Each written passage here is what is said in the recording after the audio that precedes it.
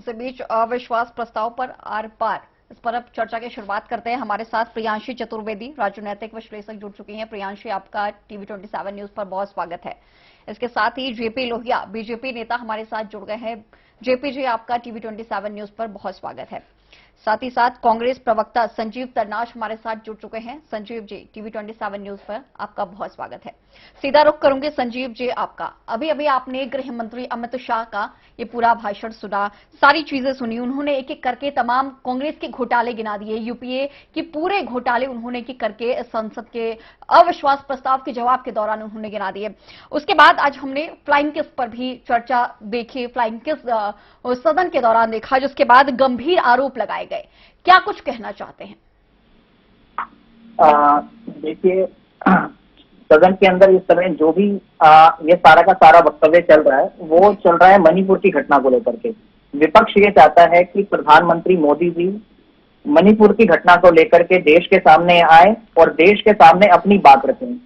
विपक्ष शुरू से ही कहता हुआ आ रहा है कि प्रधानमंत्री मोदी जी को मणिपुर को लेकर के भी चर्चा करनी चाहिए और मणिपुर के विषय को लेकर के बोलना चाहिए। बट आज 90 दिन से ज्यादा का समय हो चुका है, पर प्रधानमंत्री जी ने एक चुप्पी साध के रखी हुई है। इसी चीज को लेकर के विपक्ष को नो कॉन्फिडेंस मोशन पार्लियामेंट के अंदर लाना पड़ा जी। उसी को लेकर के अगर आप बात करिएगा, जैसे अमित शाह जी ने गिनाया कि ये घोटाला कांग्रेस के समय हुआ, दूसरा घोटाला कांग्रेस के समय हुआ, तो एक डाटा जो एनसीआरबी का डाटा है, एनसीआरबी की डाटा जो 2014 से लेकर के 2020 तक की बात करता है, मैं उसकी बात करना चाहूंगा।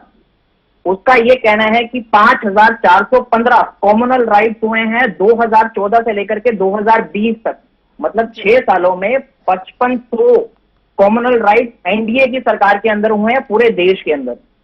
उसके बाद अगर आप देखें तो महंगाई का स्तर किस तरीके से बढ़ता हुआ जा रहा है। महंगाई के पेट्रोल के ऊपर एक्साइज ड्यूटी 20 रुपए के करीब है, डीजल के ऊपर 16 रुपए के करीब एक्साइज ड्यूटी है।